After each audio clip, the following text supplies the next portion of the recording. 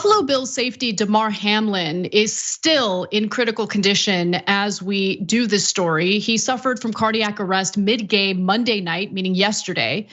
Now, unfortunately, right-wingers like Charlie Kirk have decided to exploit the tragedy to continue spreading misinformation about the coronavirus vaccine. Here's what he tweeted, quote, "This is a tragic and all too familiar sight right now, athletes dropping suddenly."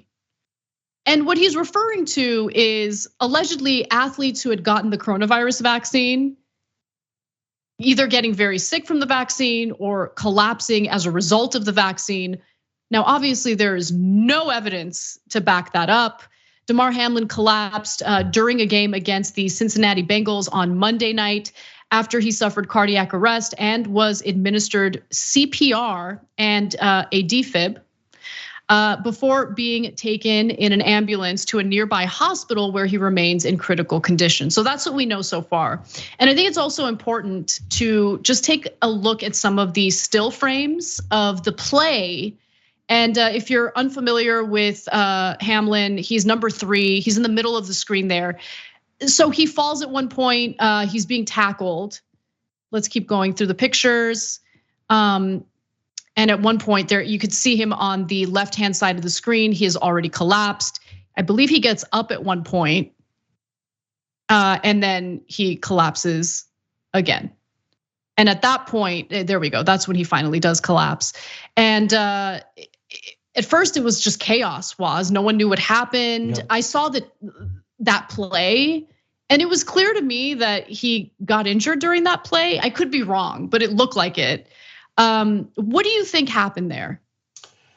Man, I was just talking about this with producer Taylor before I came on. To be honest, that collision that you saw right there, Anna, for anybody who watches football, there are collisions of that level of impact in the double digits that happen in every single NFL game. There was really nothing exceptional about that particular collision. There are times when somebody gets hit and they stay down and you're like, oh my God, that's scary. I hope that person's okay.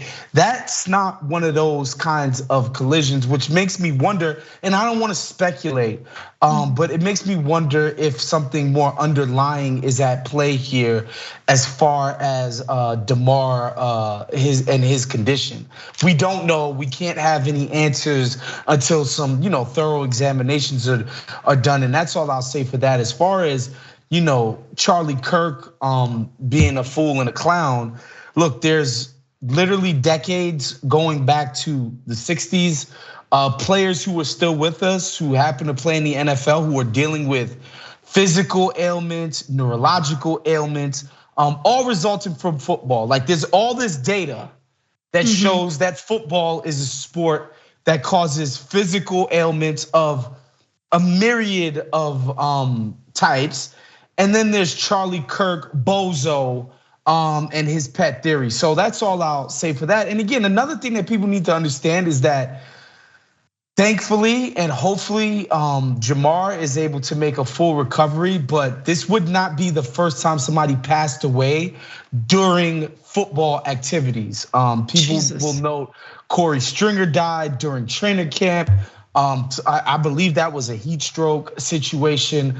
There were other deaths both in college football and the NFL where people drop dead during football activities. And unfortunately, this is just part of the game. The violence and the dangers associated with it is part of the game.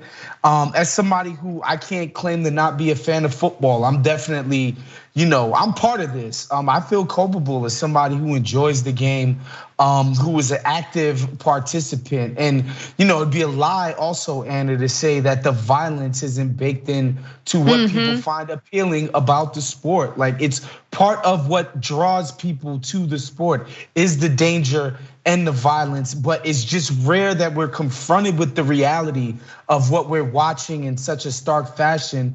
Like last night, and I think the players kind of says it all. These are guys who have been playing football since they literally were children. They've seen plenty of nasty hits. They've seen plenty of guys get hurt, get carted off, and they still play. That's That's the sort of ethos of football. So to see those guys' reaction in real time shows you how exceptional last night's situation was.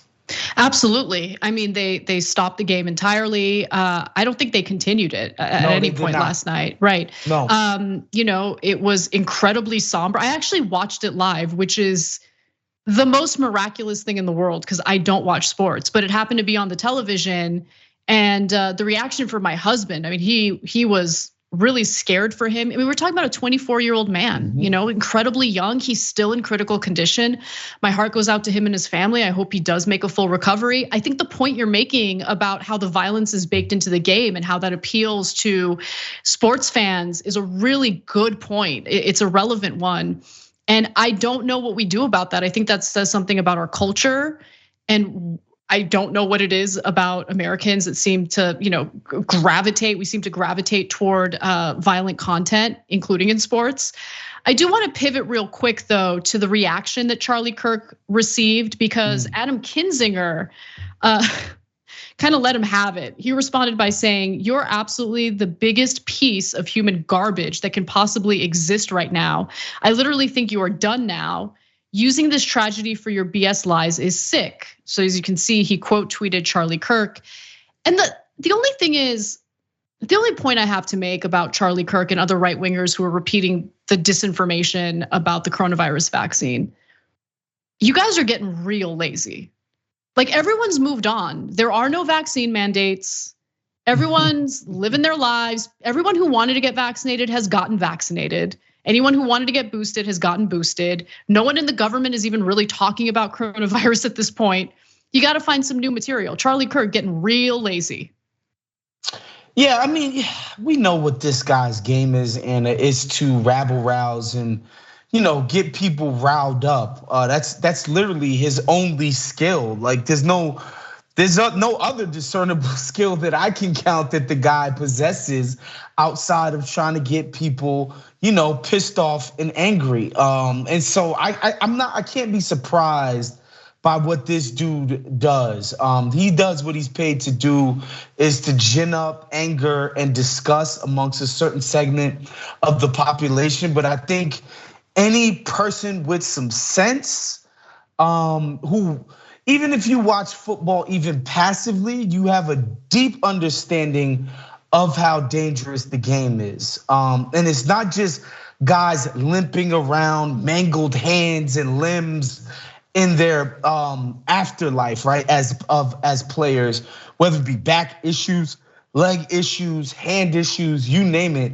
Cognitive disabilities arising from playing this game. And that's not to mention guys who end up with suicidal ideation, people who have actually carried out suicide as a result of the brain trauma that they've experienced playing football. So like the dangers of playing football are basically innumerable at this point. And so this idea that Charlie Kirk could come in here and a vaccine that literally hundreds of millions of people have taken, and he's gonna blame that on this during a football game, it's ridiculous. Right, while ignoring all of the trauma, physical trauma and mental trauma that these athletes go through. What are we doing for entertainment? Right, really. Like this guy wasn't fencing and passed out. The guy was playing football. Like this is what the sport is, and again, this is after a violent collision. Like this is the sport. Like there's literally no merit to what they have to say. And I want to say that clearly because I think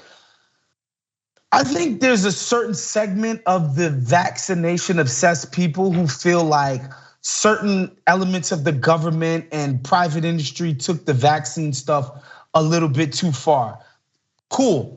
You are allowed to hold that opinion because there was points where it's just, especially in places like New York, where the rules and the mandates became a little incoherent. I can understand that. Yep. But I will say this to all of those people. We can admit that that is the case, but all of your cockamamie theories about growing 3 heads and autism and this and infertility and all of that crap, you lost. That didn't happen. You were wrong. own it, please. I mean, I personally know of many people who be getting pregnant and they definitely got vaccinated. You guys are gonna be all right.